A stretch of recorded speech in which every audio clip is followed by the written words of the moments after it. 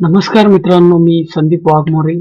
आपल्याला website update करणे या व्हिडिओ ट्युटोरियलमध्ये मी आपल्या सर्वांचं हार्दिक स्वागत करतो.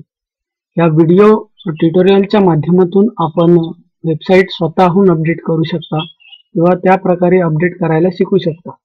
तर सर्वात प्रथम आज पहिल्या भागामध्ये आपण पाहणार आहोत की वेबसाईट म्हणजे लॉग इन कशा प्रकारे करायचं. तर आपल्याला माहिती आहे की इंटरनेटचे अनेक ब्राउझर असतात, त्यापैकी क्रोम ब्राउझर हा आपण या ठिकाणी वापरणार आहोत. तर क्रोम ब्राउझर ओपन करायचे. सर्वप्रथम आपण क्रोम ब्राउझर ओपन केल्यानंतर आपल्या वेबसाईटवरती अपडेट करण्यासाठी आपल्याला या ठिकाणी www.blogger.com ही वेबसाईट आपल्याला वापरायची आहे.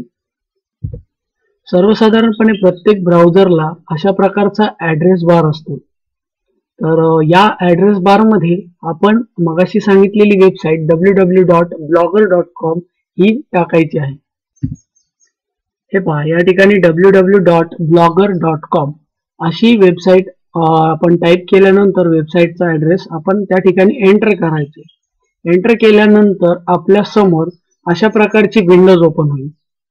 ही विंडोज ओपन झाल्यानंतर या ठिकाणी एंटर युअर ईमेल या ठिकाणी आपण आपल्या वेबसाईटचा युजर आय डी टाकायचा आहे.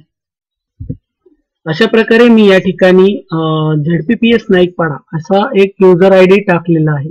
युजर आय डी टाकल्यानंतर या ठिकाणी आपल्याला नेक्स्ट या बटनावर क्लिक करायचे. नेक्स्ट या बटनावर क्लिक केल्यानंतर पुन्हा आपल्या समोर एक विंडो ओपन होईल. या विंडो मध्ये आता आपल्याला पासवर्ड या ठिकाणी विचारला जातो.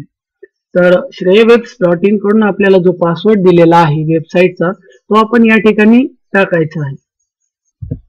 अशा प्रकारे मी या ठिकाणी वेबसाईटचा पासवर्ड टाकलेला आहे. यानंतर आपण साइन इन या बटनावर क्लिक करायचे. आता आपण यशस्वीरित्या वेबसाईट मध्ये लॉग इन झालेलो आहोत.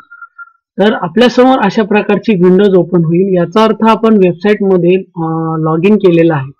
आता पुढील भाग आपण दुसऱ्या पार्ट मध्ये पाहणार आहोत की वेबसाईट एडिट कशा प्रकारे करायची.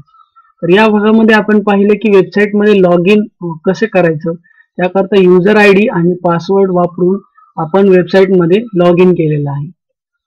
आपण पुढील पार्ट दुसरा जो आहे या व्हिडिओ नंतर पाहावा.